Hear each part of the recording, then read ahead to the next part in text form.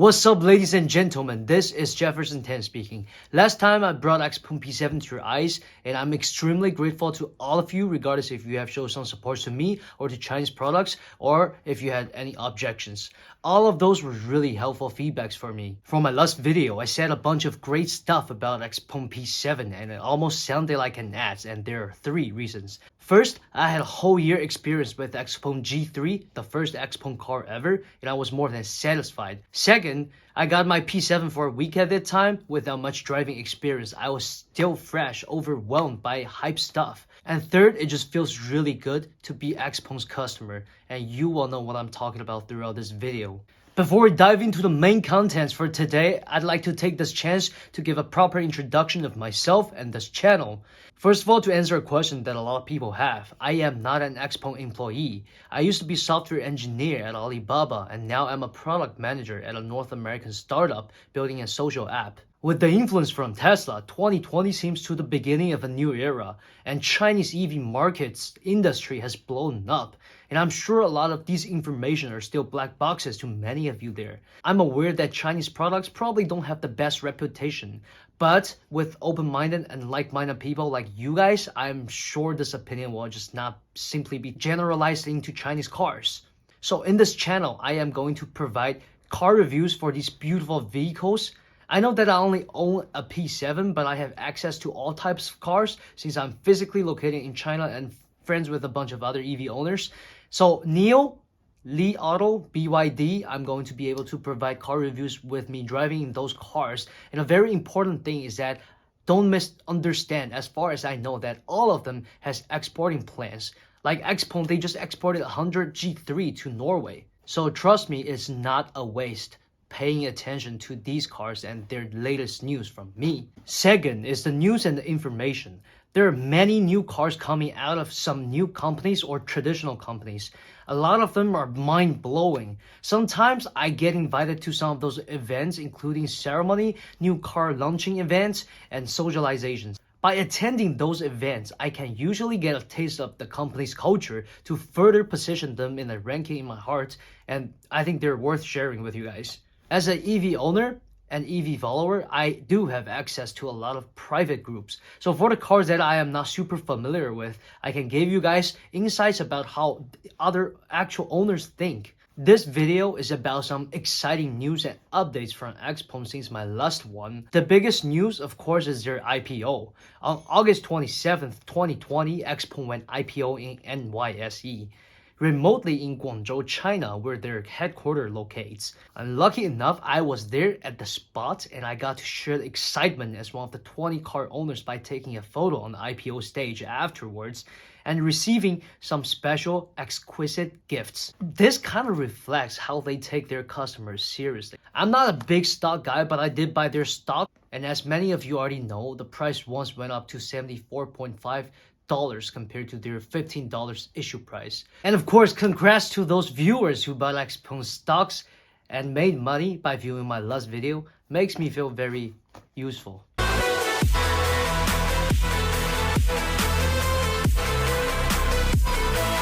Yes, you're seeing a scissor door on an EV that's only priced for $50,000. I did mention that the cheapest P7 model started with $30,000. And this limited edition, of course, will be a lot more expensive. But not only with the door, it also comes with the highest configuration already. The cost efficiency is rather subjective. I'm just saying, if I didn't get my P7 yet, I'd go for this one. And I can now only pray that they do post-installation for the scissor door. So if that's the case, take my money. Just take it.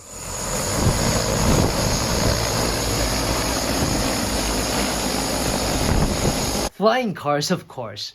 This is actually pretty surprising to me. I know that in Silicon Valley, and there are a lot of companies building flying cars already, but I wasn't aware that Xpeng was doing that, and they can actually fly. I mean, of course, this looks more like a prototype, but I did see some conceptual drafts for future editions, and they are absolutely gorgeous. I am just glad that Xpeng is present in the lane. I know that a lot of people don't think the flashy lights were necessary, not to mention the flashy light dance I showed you in my last video. I can't deny they're functionally useless, but hey, Tesla can fart for you. So to me, it's an add-on. My P7 is not just a vehicle for me. It's just not for my transportation. It can be a partner. It just can be a friend. You know, it can be fun. I totally agree with the statement that the company better focuses on the actual product. But there's no proof as far as what I see to say that Xpeng is lacking on the development of their core functionality. And as a matter of fact, 45% of their employees were developers, engineers, and 60% of those people were working on the car itself, and 40% are working on the AI related departments and self-driving, auto-driving. Anyway, if you want to be fun, you want to be extremely fun. So they went for a Guinness World Record, the largest synchronized car light show in the world. So let's check it out.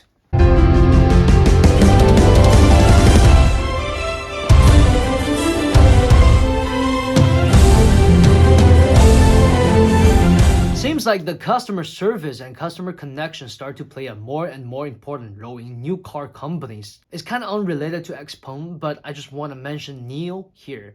I'm not a NIO car owner, but NIO's customer service has gone into a very confusing stage where they make all the NIO car owners super proud and protective for NIO. They're so satisfied with the car and the post services that everybody looks like they're just working for NIO, just like how you guys think I'm working for Xpeng. So with that being said, Xpeng is trying to go on a similar path.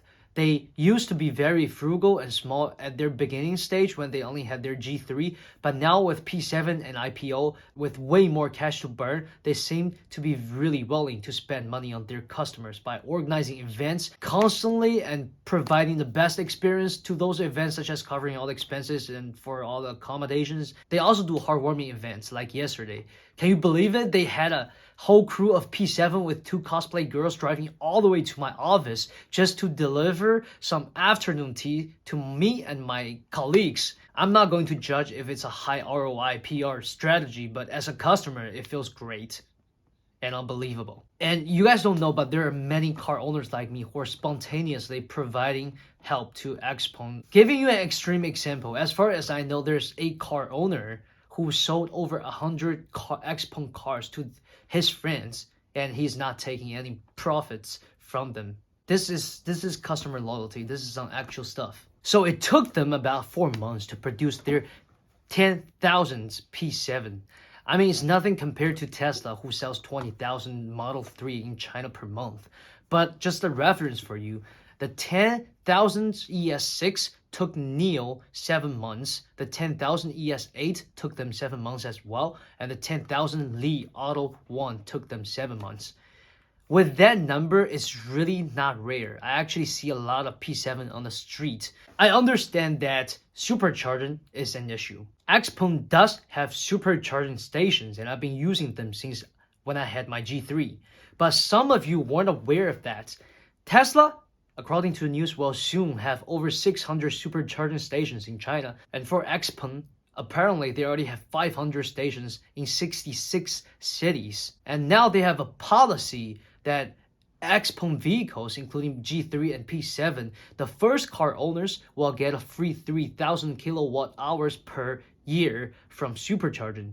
And that is about 230,000 kilometers or 142,000 miles. And on top of that, the free supercharging is not only limited to Xpeng's supercharging station themselves. They also have collaborations with third-party charging platforms to provide free charging service. So up to today, they have 670 stations in 100 cities in China. So for me, I do have a home charging station.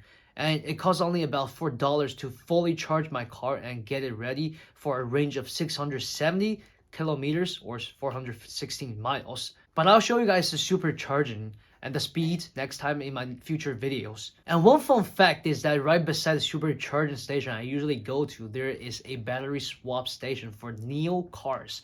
So when I get a NIO ES8 from my friend, I can show you guys how the 3 minutes battery swapping service works. Okay, time to mention some problems that I've experienced.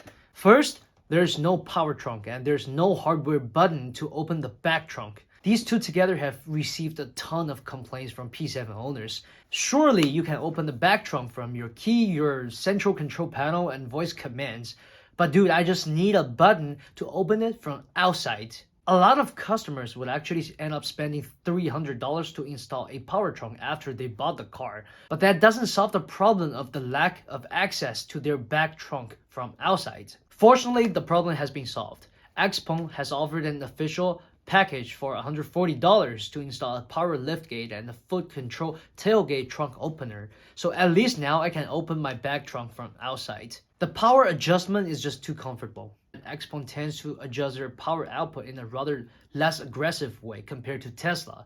So you won't really feel the extreme acceleration the moment you step on your pedal. You can feel the power, of course, in the middle stage, but I do want the explosion in the beginning, at least in sports mode. I mean, isn't that what sports mode is made for? However, this is subjective. Of course, it's more safe and comfy, but the trade-off is just the thrill. And yes, there are some small issues, but they're not common, so I'm just gonna quickly go over them. Like, you can hear this extreme noise when you step on your brake. And the 18 dyne audio speakers they provide, they're really legit with really nice bass.